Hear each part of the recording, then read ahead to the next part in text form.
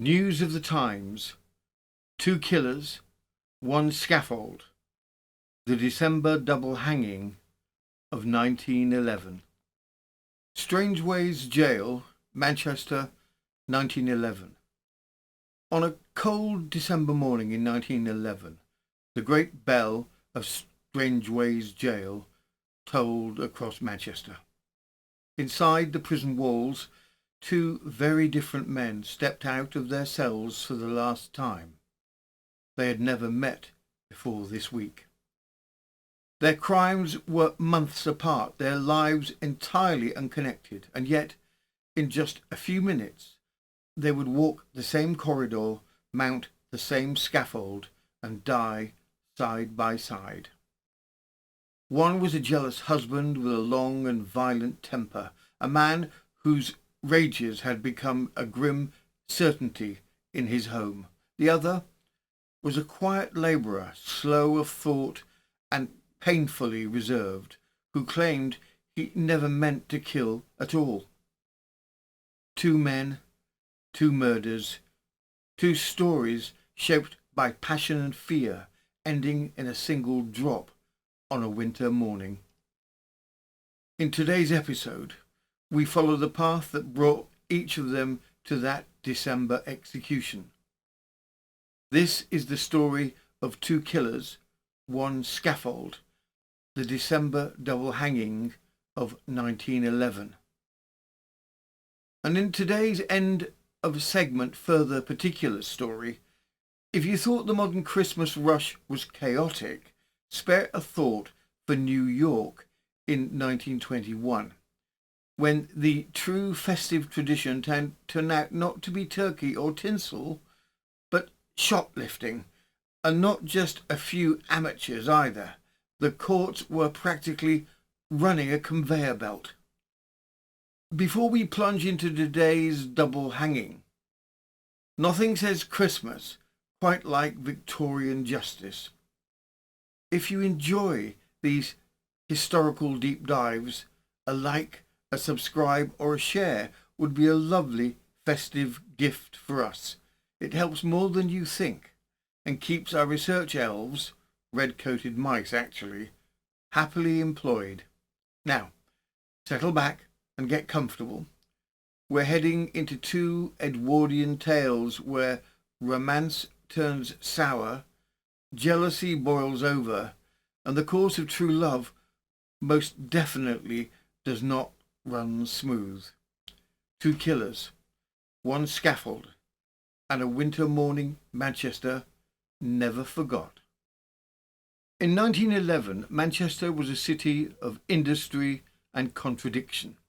By day, the great cotton mills and engineering works shook the air with noise, their chimneys staining the winter sky with a permanent grey.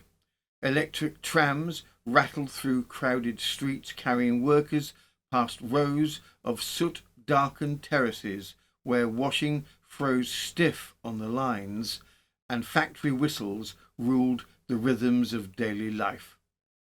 Manchester was a city built on the backs of working men.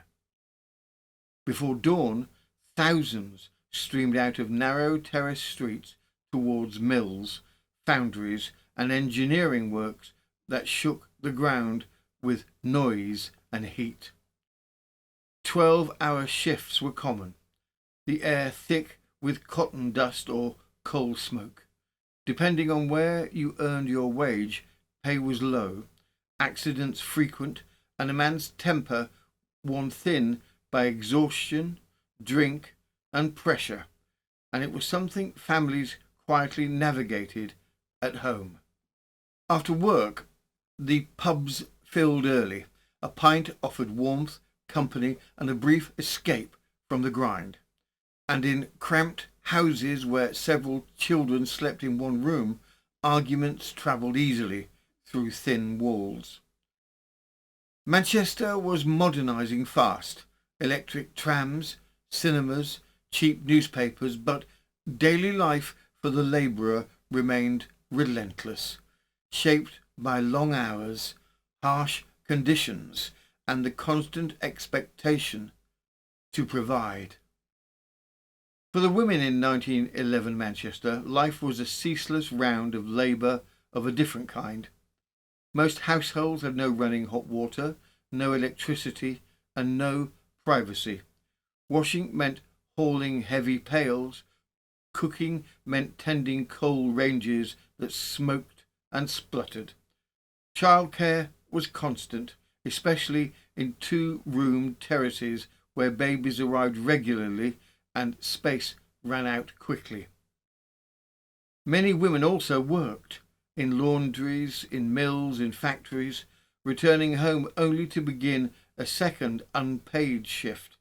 Domestic abuse was rarely spoken of in public and even more rarely acted upon.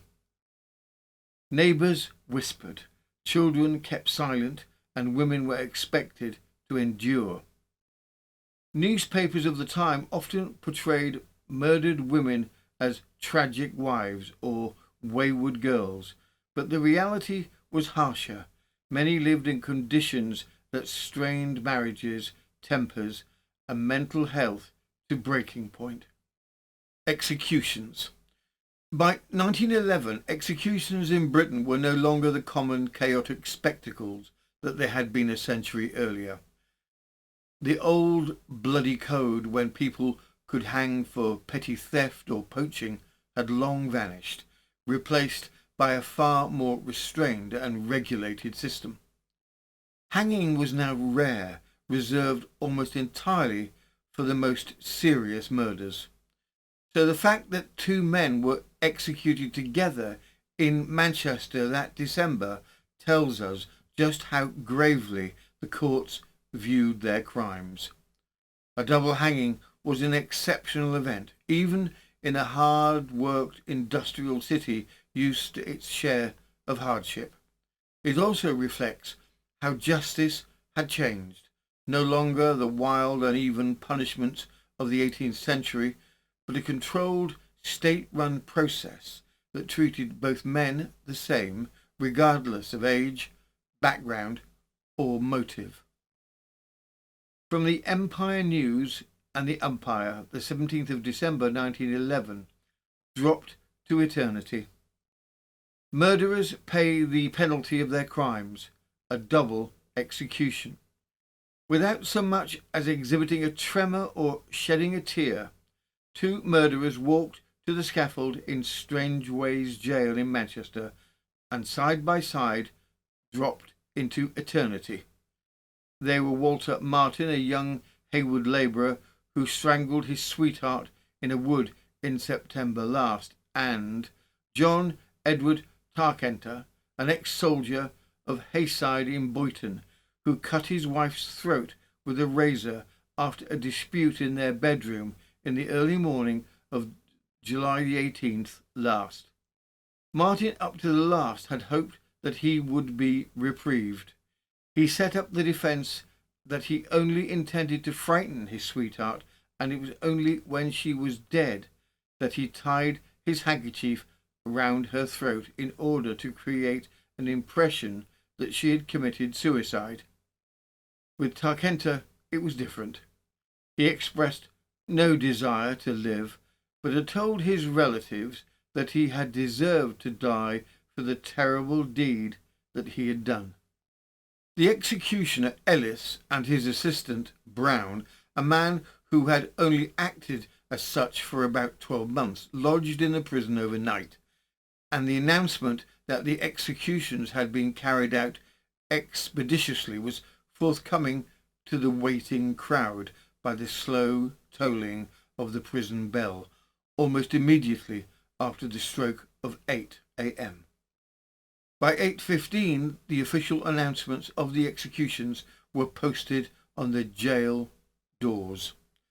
The full penalty of the law had been exacted without a hitch, death being instantaneous in both cases. To understand how two strangers came to share a scaffold on that December morning, we must go back to the beginning of their stories, and the first begins not in a prison cell, but in a cramped terraced house in Royton, a marriage worn thin by jealousy, drink, and years of simmering tension, finally snapping in the early hours of a July morning. This is where the path of John Edward Tarkenter begins. John Edward Tarkenter was a former soldier who had spent several years in South Africa during the Boer War. When he returned home to Royton, he settled back into the small terraced house he had shared with his wife Rosie since 1889. But their marriage had long been uneasy. Tarkenter struggled with drink, with jealousy, and with sudden tempers that neighbours pretended not to hear. It was a household where arguments simmered constantly beneath the surface, and in July 1911 they finally boiled over. On the morning of the murder, Tarkenter rose early and sent his teenage son off to work. Not long after, a neighbour, William Cuddy, heard 3 sharp screams from the house. By 8 o'clock, he saw Tarkenter coming out of a public house. The two men spent much of the day drinking together, during which Tarkenter pawned several of Rosie's shawls. That evening, young Tarkenter returned home, and when he went upstairs, he found the bedclothes piled in a heap. Underneath them lay his mother, her throat cut. Around the same time, Tarkenter encountered his brother in the street, and he asked him to buy a drink, telling him, "It's the last I will have. I've cut Rosie's throat." His brother didn't believe him at first, but Tarkenter insisted. "Don't you believe me?" He then produced a razor with a jagged edge. "I've done it with this." When the police arrived, Tarkenter made no attempt to deny it. He told the arresting officer, "I know you've come for me. I know I've cut her throat. I know I will have to swing for it." He added with grim nonchalance, "I'll tell you what I've done with the razor if you buy me a pint of beer." When formally charged with murder, he simply said, "That is right, I have done it." Contemporary newspapers recorded the scene with stark and striking detail. From the Empire News and the Umpire, the 23rd of July, 1911. Son's shocking discovery.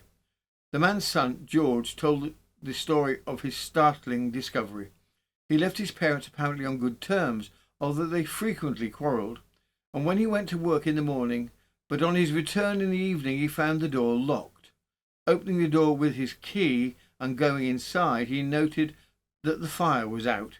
He also noticed a few glasses were broken and there was beer in a jug on the table. The fender was away, which was an unusual thing. He called out, "Mother!" but got no reply. He did not expect a reply, as his mother was a little deaf. He then went upstairs and found that the clothes on the bed in the front room were in a heap. He walked to the bed, pulled them back, and exclaimed, "Mother!" thinking she was asleep. He got no answer, and lifting the clothes a little further back, he noticed blood on the bed, and then he saw that his mother's throat was cut. She was quite dead. He straightened the clothes and rushed out of the house to a neighbour. He added that he fainted, and when he got back to the house, it was full of people. According to the son, his parents' quarrels were long-standing.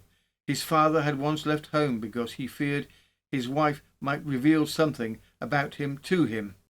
Jealousy played a major role. His father was, the son said, very jealous of his mother, and even mentioned specific names during his suspicions. There were other tensions too. He could be insulting, often dragging up old grievances during arguments. A blood-stained shirt, which the son identified as one of his father's, had worn for several days, was also identified. The arrest that followed was swift. Tarkenter made no attempt to run. Instead, He wandered between neighbours and family, calmly repeating what he had done as though it were an unavoidable fact rather than a crime. To his own brother he handed the razor, the very weapon he had used, as if the responsibility of it now lay with someone else. With multiple confessions, a murder weapon in hand, and the timeline clear, the police needed little time to reconstruct the day's events. The coroner's inquest was convened almost immediately. From the Empire News and the Empire, the 23rd of July, 1911, done it with this. The alleged murderer hands a razor to his brother. No cause for the jealousy. The murdered woman's son George, who was the first witness, said there was no grounds for his father's jealous suspicions against his mother. The day before the tragedy they were apparently on good terms, but when his mother spoke about someone being hard, his father replied, "There will be someone hard here before the week is out." His father had been 7 years in the army, serving all through the Boer War, and was a reservist. He was of a jealous disposition and was very passionate. In February 1910, he was severely injured on the head with a bottle, and since then he had been more passionate and violent. Heard 3 screams. William Cuddy, a spinner, who lives next door to the house where the tragedy occurred, said, while lying in bed he heard 3 screams, apparently in the Tarkenta's house, and said to his wife, That's Rosie screaming."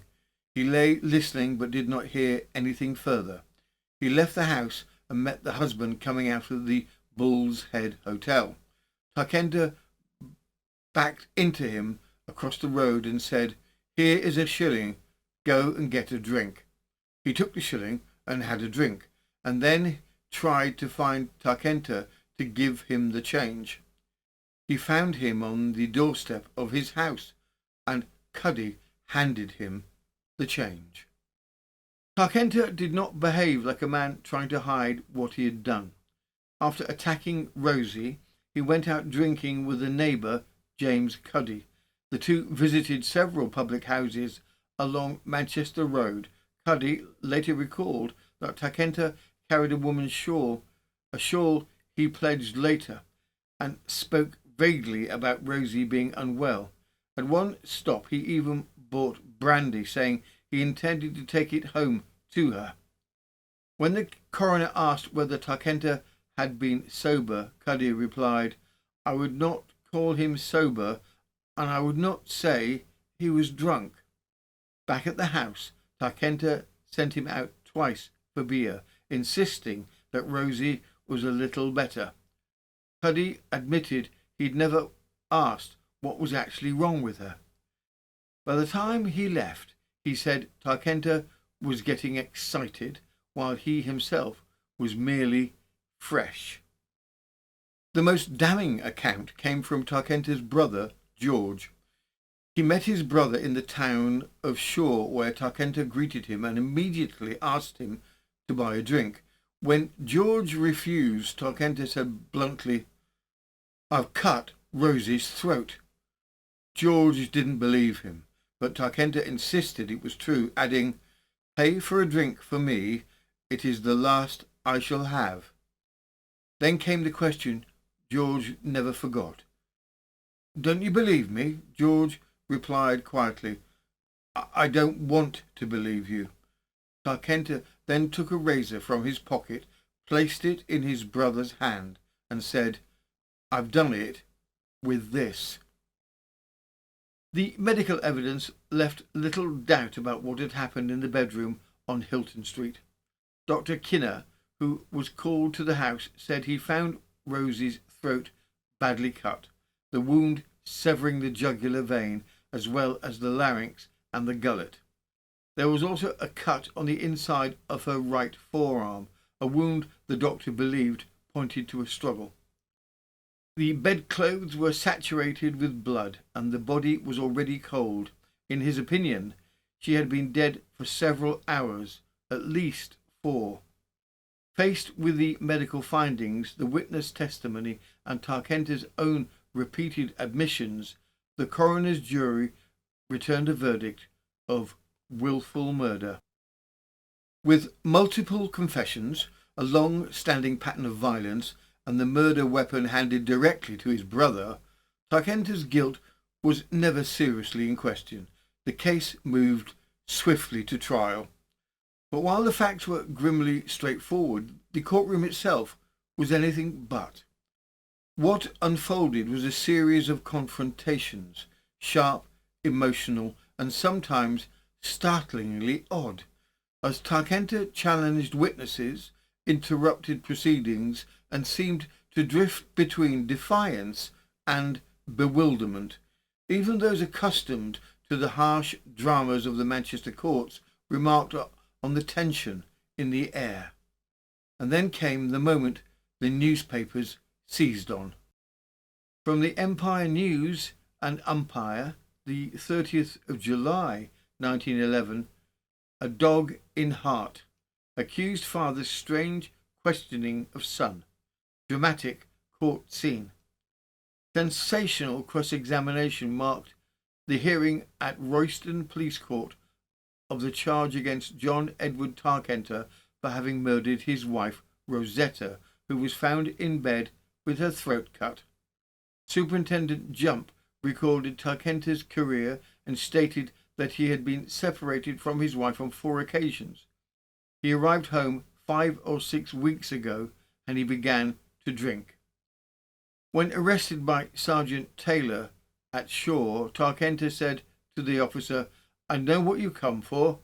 I've cut her by the throat, and I know that I shall have to swing for it." Dr. Kinnear was called and expressed the opinion that there had been a struggle before the woman was killed, seeing that there was a cut on the inside of the left forearm, and that judging from the condition of her throat, 2 attempts had been made before the fatal wound was inflicted. The trial might have been straightforward given Tarkenter's repeated confessions, but once in the dock, he brought all his volatility with him. With no legal representation, he cross-examined the witnesses himself, and what followed stunned the court. He began with his own son. Tarkenter leant forward and demanded, "Tell me, when have I assaulted your mother, bar this incident? Tell me, and I have finished." His son answered quietly, "We have had to fetch the doctor to her." Tarkenter pressed on, "Who fetched the doctor?" "I didn't."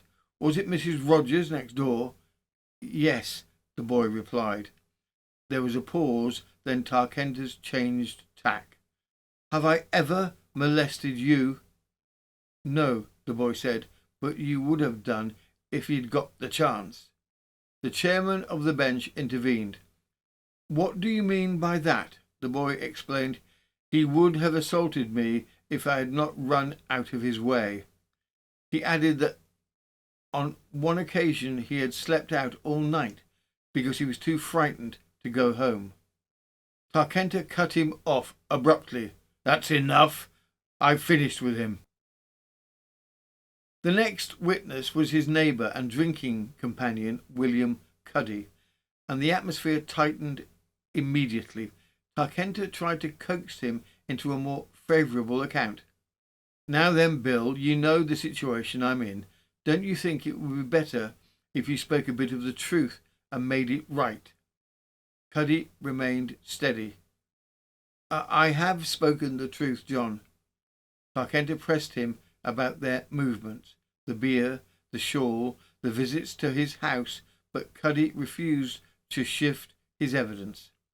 When Cuddy contradicted him once too often, Tarkenter lost his temper entirely, pointing at him and snarling, "Thou art a proper dog, thou art." The courtroom murmured at the outburst, and a moment described in the press as causing sensation. Still, he persisted. "Did you tell me 12 months ago that you would get me in the hole?" Cuddy replied, Never in the world. I don't know what you're talking about. Asked whether he wished to put any further questions to the witness, Tarkender snapped, I'll speak no more to a pig like that. Finally, Sergeant Taylor recounted the arrest. He found Tarkenter drinking beer and had barely stepped inside before Tarkenter announced, I know you've come for me. I know I have cut her throat. I know I shall have to swing. Then, with a calmness that unsettled even the officer, he added, I'll tell you what I've done with the razor if you pay for me a pint of beer. The court needed little more. Despite his outbursts in court, Tarkenter seemed unable to grasp either the gravity of the charge or the overwhelming weight of evidence against him. When he finally stepped into the witness box, he spoke not like a man accused of murder, but as though describing an unfortunate domestic quarrel that had somehow gone wrong. Yet it was his testimony, confused, defensive and oddly detached, that his counsel would use in an effort to reduce the charge from murder to manslaughter.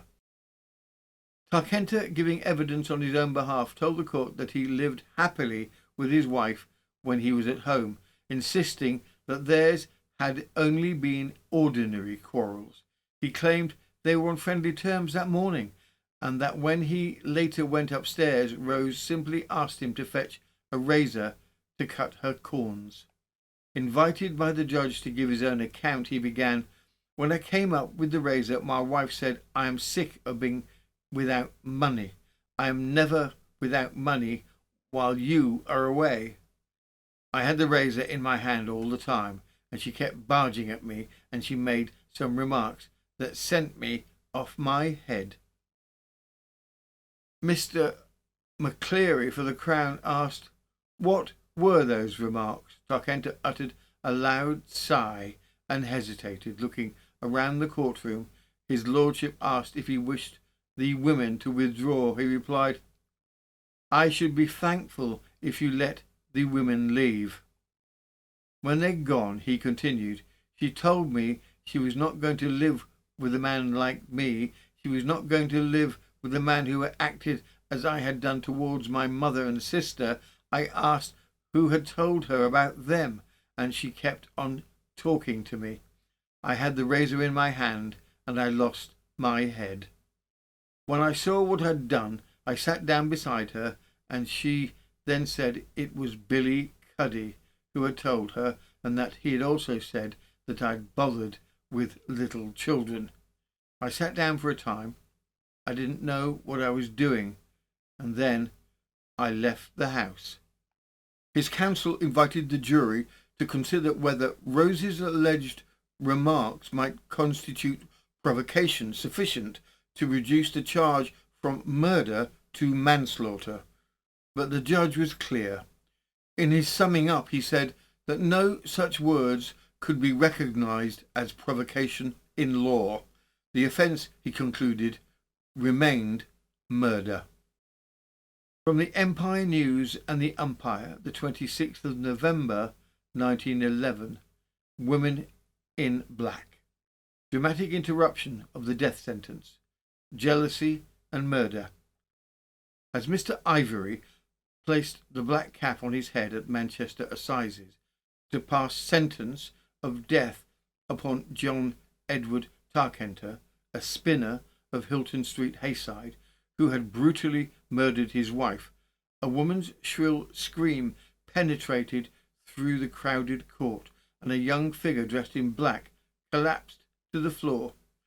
Amid hushed silence, she was carried out, and for the second time within 2 days, his lordship uttered the fateful words. When the jury returned their verdict of guilty, Tarkenter had shown no sign of distress.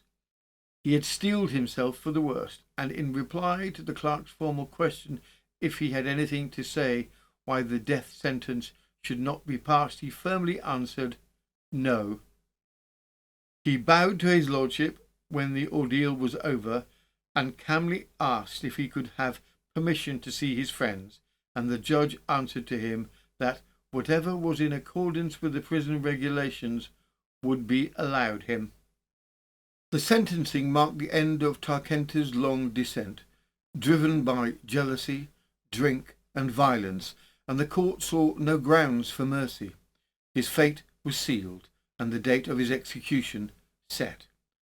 From here, the path leads to the second man who would stand beside him on the scaffold that December morning, Walter Martin. From the Manchester Evening News, the 29th of September 1911, love tragedy. Sensational affair at Haywood. Girl found strangled in a wood. Lover charged. At Haywood this morning, a young man named Walter Martin of Adelaide Street, Haywood, was charged with causing the death of Edith Griffiths in Plumpton Woods sometime between 8 last night and 12:05 this morning. Inspector Carr stated that the prisoner, who was a native at Haywood, had for about 3 weeks been staying with the deceased's mother and brother in Adelaide Street. For some considerable time, the deceased and the prisoner had been friendly and were keeping company. Last night they went out for a walk at about 8 o'clock. At 10:40, the prisoner went to the Black Bull Hotel where he had been employed and asked for a glass of rum. He was served by the landlord's daughter, and in the presence of the landlord he made a statement that he thought that they would require a new mopper-up in the morning. Mr. Ramsbottom, the licensee, took no notice for some minutes, but after closing time he had a further conversation with the prisoner and then communicated with the police. Girl's body found. The inspector and other officers then went to the wood where they found the dead body of Edith Griffiths, about 19 yards from the path down toward the river. A handkerchief was tied tightly around the neck, and no doubt, said the inspector, that was the cause of death. The inspector added that traces on the footpaths showed that a struggle had taken place, and the body had apparently been dragged from the path down towards the water.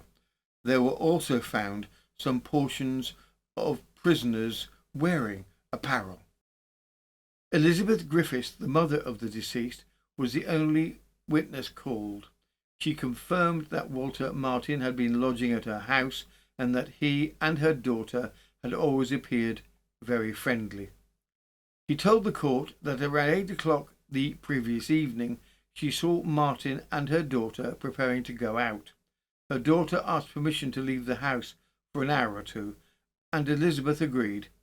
The pair left together as friendly as ever, and that was the last time she saw her daughter alive.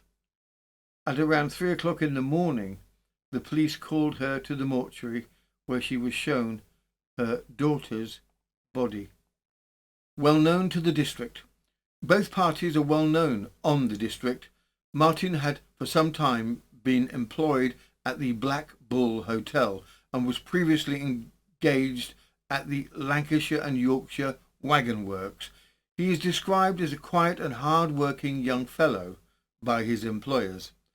The young woman worked in a waste warehouse and for about a year had been employed at Adelaide Street. She was of a lively and pleasant nature, but of a somewhat passionate temper, quick to take offence, but also quick to resume her good nature. The prisoner's statement. Last night at about 8 o'clock, the two left home together to go for a walk, and nothing further was heard of them till about 10 or 11, when Martin made a statement to a man that he thought the young woman was dead. Information was given to the police constable Taylor, who reported the matter to Inspector Carr.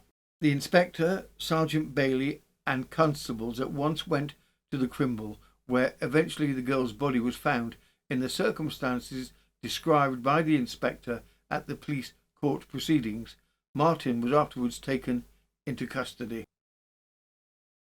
The body was found in Plumpton Wood, some 20 yards from the footpath. Plumpton Wood is a little over a mile from Haywood Marketplace. It is a favourite walk for residents in the neighbourhood.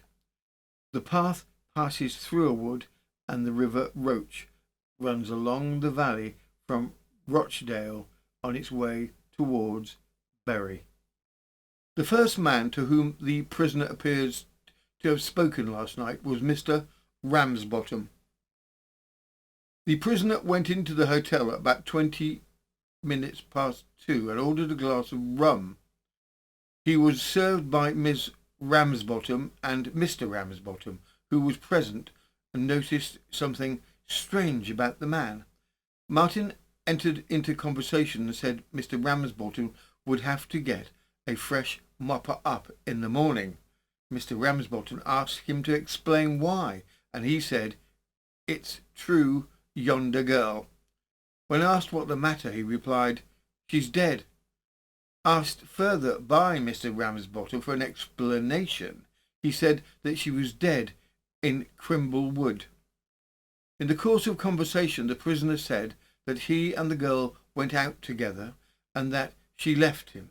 He afterwards saw her, he added, with another man, and he followed them. The prisoner is a native of Haywood, and before being employed at the Black Bull Inn, worked at the waggon works. Prisoner's character. The neighbours speak very well of Martin as a quiet and reserved man, and say that he was the last person that they should ever have thought to be mixed up in an affair of this type. They also speak well of the dead woman who was engaged at Mr. Eastwood's. Her workmates speak of her as of a lively disposition. The murder sent a ripple of shock through the neighbourhood. Both Walter Martin and Edith Griffiths were well known locally, ordinary young people whom no one had imagined in the shadow of violence. News of Edith's body being found in the woods spread quickly, followed almost immediately by word of Martin's confession, and the quiet streets of Haywood were suddenly alive with whispers and disbelief. With the facts so stark and the admission already given, there was little delay. The coroner convened the inquest at once, gathering the witnesses whose accounts would begin to unravel the final hours of Edith's life. From the Manchester Evening News, the 30th of September 1911. Haywood tragedy. Important inquest evidence. Prisoner's statement to the police. Verdict of murder. The inquest on the body of the young woman Edith Griffiths of 113 Adelaide Street, the victim of the tragedy in Plumpton Wood, Haywood, on Thursday night, was held today at Haywood Police Court by Coroner Mr. Molesworth. The woman's dead body was found in the wood about midnight, with a handkerchief tied tightly around the neck, death having apparently been due to strangulation. There were indications of a struggle having taken place, and some articles belonging to a young man named Walter Martin, who lodged with the girl's family and with whom she was on very friendly terms, was found near the spot. Martin in court. Martin was present at the inquest in the custody of a police constable. He was provided with a seat in the dock whilst the evidence was being given. Stepmother's distress. Miss Elizabeth Griffiths' stepmother of the dead woman, who was evidently in great distress, was the first witness. She repeatedly ejaculated, "Oh, you brute!" at the prisoner. She appeared to be almost in a state of collapse as she took her place in the witness box. Her stepdaughter, Edith, whose body she identified at the mortuary, was a very good girl. She was a spinster, 25 years old, and worked at Messrs. Eastwood's mill as a sorter. Martin had been staying at her house for a fortnight or 3 weeks, and paid her 2 shillings a week for the accommodation. Martin had been in the habit of taking Edith out for a walk. In fact, she never used to go out except with him. They acted as if they were courting. Edith had never gone out with any other man for over 12 months. She had a sharp temper at times, but never without reason. The landlord of the Black Bull Inn, Richard Ramsbottom, told the inquest that Martin had worked for him as a manservant. On the Thursday evening in question, Martin left after tea and did not return until about 10:40 p.m, when he came in for a glass of rum. He remarked, "You will have a fresh mopper-up in the morning." Puzzled, Ramsbottom asked what he meant. Martin replied that it was through the girl explaining that he had found her with another man in Crimble Wood. According to Martin, the man had struck at him and then run away, leaving the girl lying there, apparently dead. Ramsbottom suggested she might only be unconscious, and Martin said he would go back and see. Believing Martin was returning to the wood, Ramsbottom instead went to alert the police. On the way, he saw Martin already speaking to an officer. Ramsbottom advised the constable to accompany him, and then continued to the station to inform Sergeant Barley. He later guided the sergeant to Crimble Wood, where, after a brief search, they found the body of Edith Griffith. Martin cautioned. Sergeant Barley spoke to the arrival of the last witness and Martin at the police station about 20 minutes past 11 on Thursday night, and said that as soon as Martin got inside, he remarked, "I think I've done something rather serious." Witness cautioned him to be very careful what he said. Martin then went on to say, "I was out with a girl at about 8 o'clock tonight." Witness asked him who was the girl, and he replied, "Edith Griffiths." He said she had given him the slip while she was in a toffee shop, and that afterwards he'd found her in Crimble with another man. Martin said to the man, "You're up to your games again." The man struck at him, and he ducked, and the blow caught him in the chest.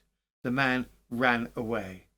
He added, "And I caught hold of her, and I think she's dead.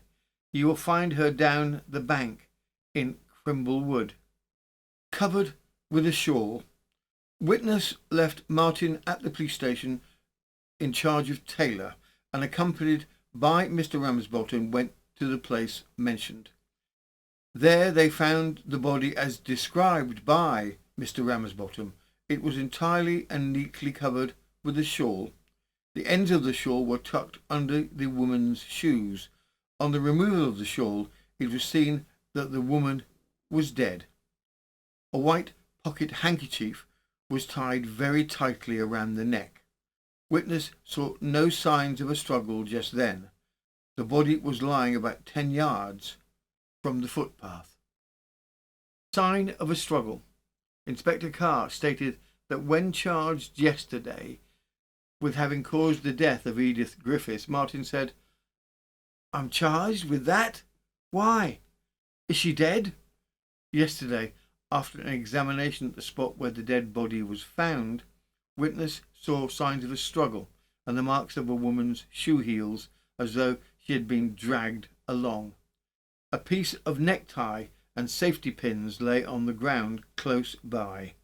The piece of necktie corresponded with the tie Martin was then wearing. A piece of white linen lay upon the ground, corresponding to the handkerchief tied around the woman's neck. Martin's boots and trousers were smeared with soil, similar to that where the body was found. The handkerchief identified. Mrs. Griffith recalled was asked to examine the handkerchief tied around her stepdaughter's neck. She identified it as having belonged to her and said it was placed over her husband's face when he died 4 years ago. She had since given it to a neighbour, and he gave it to Martin on Sunday night. Upon being appealed to by the prisoner from the dock, the witness admitted that it was the handkerchief given him by their neighbour. The cause of death. Dr. H. F. Jeffrey said he was called to see the body of the deceased in the wood just after it was found. The clothing was not disarranged and had a handkerchief was tied around the neck. Witness had since made a post-mortem examination of the body. There was a bruise on the left side of the forehead about the size of a 2-shilling piece. Her hair was full of leaves. On removing the handkerchief from the neck, he found a deep groove all around. The condition of the body was caused by suffocation. The verdict. The coroner, in summing up, said that it was evident that the unfortunate woman had been murdered. The question was, by whom? It was for the jury to say whether there was a sufficient case against Martin to justify them in sending him to take his trial at the assizes on the capital charge. After a brief deliberation in private, the jury returned a verdict of wilful murder against Martin, and he was accordingly committed for trial at the coroner's warrant. The inquest jury returned a verdict of wilful murder, but as the finding shocked the community, Martin seemed almost puzzled by it. The air of bewilderment had marked his behaviour from the start. Surprised to find Edith dead. Surprised that anyone doubted his story about a mysterious man in the woods, and now surprised that the evidence pointed firmly at him. Yet the facts were plain, and the law could do little with his confusion. With the inquest concluded and a formal charge laid, the case moved swiftly to trial, where a full jury would hear the contradictory explanations Martin had offered and decided his fate. From the Empire News and the Umpire, the 26th of November 1911, The Girl He Loved, Youth's story of her brutal murder in a wood, an extraordinary defence. One of the most extraordinary and gruesome descriptions of the final scenes in a brutal murder, told by the murderer himself, was forthcoming at the trial at Manchester of Walter Martin, 23, a labourer, who was found guilty of strangling his sweetheart Edith. Griffiths, 25, a cotton waste operative, while they were out courting, he was sentenced to death, but accepted his fate in the same calm manner which marks his conduct since his arrest. The story of his crime itself is simple, but the motive is still enshrouded in mystery. The girl lived with her mother and Martin lodged in the same house. On the night of September the 26th, the sweetheart was out for a walk, and 4 hours later Martin met his employer, Richard Ramsbottom, at the Bull Inn and remarked, "You will have to get a fresh mopper up in the morning." Had carefully wrapped up the body. The police visited Plumpton Wood and about midnight found the body of Griffiths carefully wrapped up in a shawl. A handkerchief was tightly tied around her neck, and she had been dead for 2 or 3 hours. The mother of the murdered girl was so broken-hearted that she had to be assisted into court to speak of the relationship between the young couple. Martin and the girl, she said, had been keeping company for about 4 or 5 months, going out regularly together. Inspector Carr of Haywood spoke to Martin, making a voluntary statement in the police station on the afternoon of September the 30th. It is in this, he said, he had known Griffiths for about 12 months. They had been very friendly, but had had differences. Touching the events on the night of the tragedy, he said when he told Griffiths he was giving up his work at the Black Bull to find employment near Manchester, she got angry and said she would have another chap, and referencing an acquaintance said it would be him from Liverpool. She threatened she would break it off, but he said, "You will have nobody else but me." She said, "Who will stop me?" And he answered, "I will." Martin continued his account of the events of that fateful evening. I lay beside her corpse. The statement continued. I then got hold of her by the throat. I pushed her against the stone wall bank. She struggled hard. I pushed her down on the footpath and held her there some time by the neck. I then said, "Edith." She didn't speak. I was then frightened. She was dead. I took my handkerchief off and tied it around her neck. It broke when I pulled it tight. I thought I heard someone coming, and I dragged her down the embankment where she was found. I, at that time, thought she was dead, and I took out a white pocket handkerchief which had been lent to me by my stepbrother, and I tied it as tight as I could around her neck. I stayed beside her body until 10 p.m. Before I left, I covered the body with her shawl and stood looking round for some time to see if anybody was about.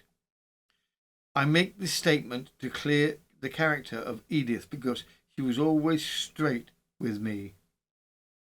The statement which caused a sensation in court was read while the accused sat with a downcast head.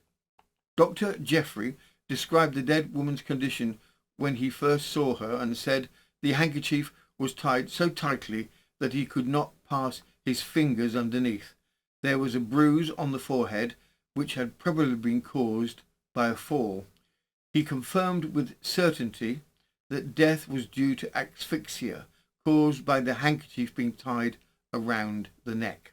He believed the bruise found would have been sufficient to have stunned her, and that she might appear to the accused to be dead after being stunned. An extraordinary statement. This having concluded the evidence for the prosecution, the accused entered the witness box and took the oath in a low voice. He said he was quite friendly with the girl while they walked toward the wood. There was something else that took place in the wood which he did not mention to Inspector Carr. I wanted to shield the girl, he added, and continued, I didn't like to tell the real cause of our going to that place. Our intention was an improper one, but I didn't want that discussed in a police court. No one would like that I discussed before the public.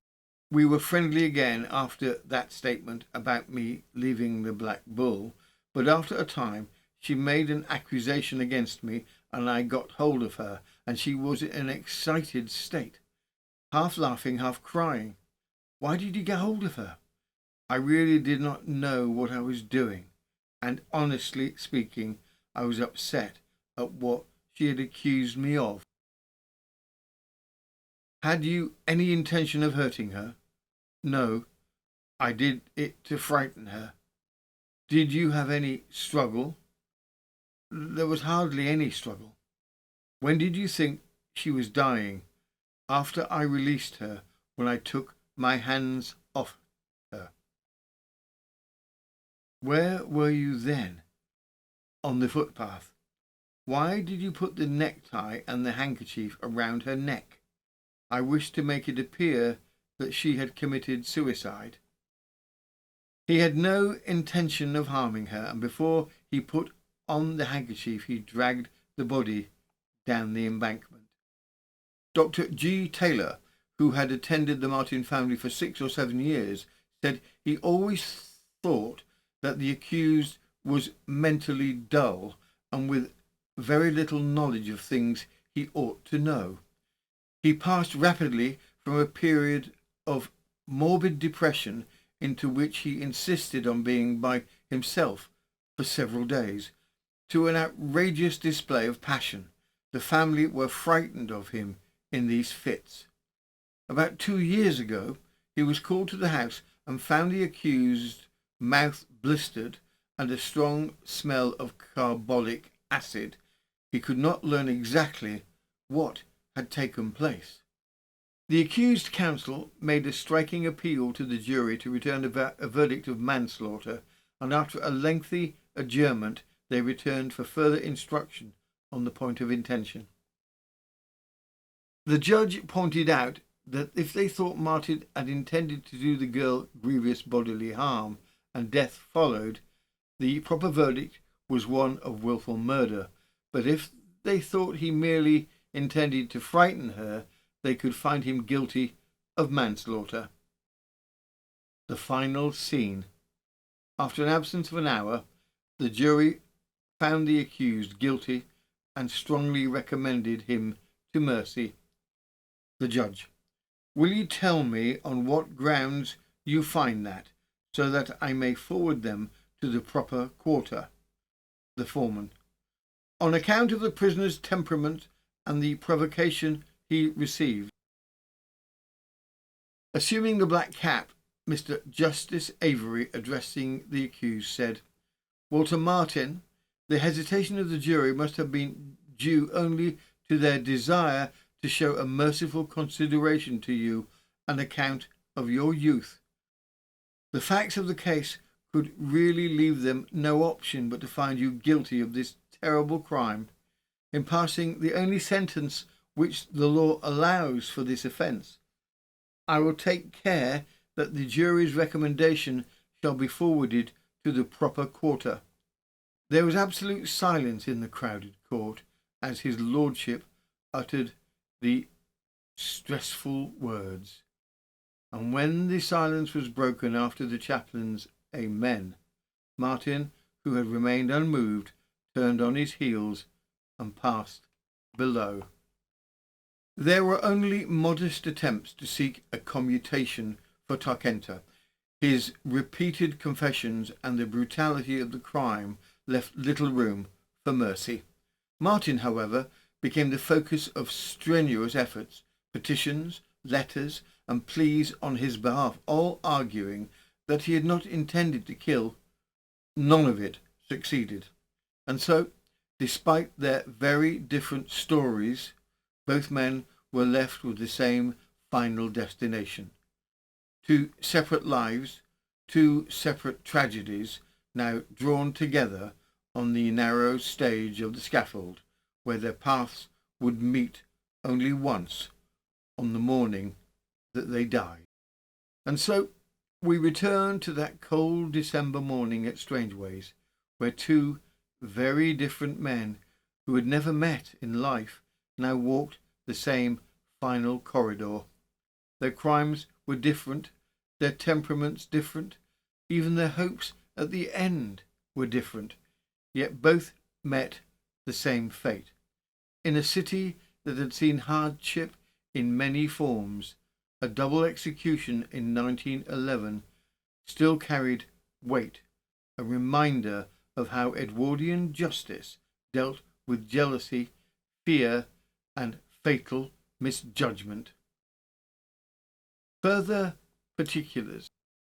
Shoplifting, it seems, is a hobby as old as civilization, and every so often history kindly reminds us that the light-fingered spirit knows no age limit.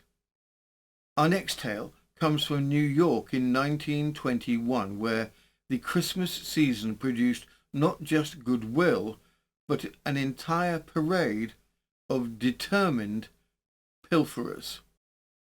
From the Daily Express, the 14th of January 1921, shoplifter of 82.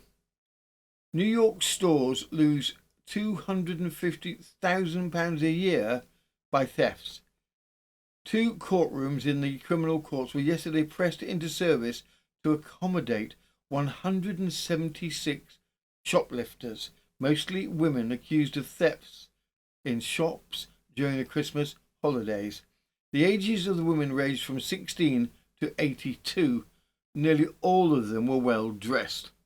They were charged with stealing small articles, chiefly feminine finery, such as silk underwear, perfumery, and toilet articles.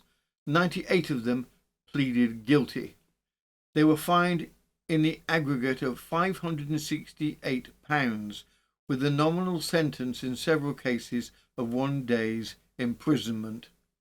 The 82-year-old prisoner, a white-haired grandmother, appeared with her daughter and grandson, who explained that she was an incurable kleptomaniac. She was fined £6. Detectives stated that the annual toll of thefts by shoplifters in New York stores amounted to £250,000. And so that brings us neatly, or as neatly as Edwardian crime ever allows, to the end of today's tale. 2 men, 1 scaffold, and decisions so catastrophically poor they really ought to be preserved in a museum labelled Bad Ideas of the Early 20th Century. If you like the story, do give it a like or a share, and by all means hype it a little. They hype 'em here, they hype 'em there. Those Frenchies hype 'em everywhere. It's practically a national sport. And if you'd like a little more historical mischief in your week, you're always welcome over on Patreon, where we upload daily and now run 3 exclusive series, 1 mysterious, 1 mischievous, and 1 that really should come with a warning label. Thank you for our support. It genuinely keeps this whole peculiar enterprise going, tea-fueled and upright. This has been News of the Times, and I am Robin Coles, part-time narrator, part-time archivist, and recently appointed Inspector of Suspicious Edwardian Footwear. Do come back next time. Same News of the Time, same News of the Time channel. And before you go, oi, you, yes, you, the one with the cream on your nose, be a dear and close the fridge properly, would you? We can't have another Victorian butter incident on our hands.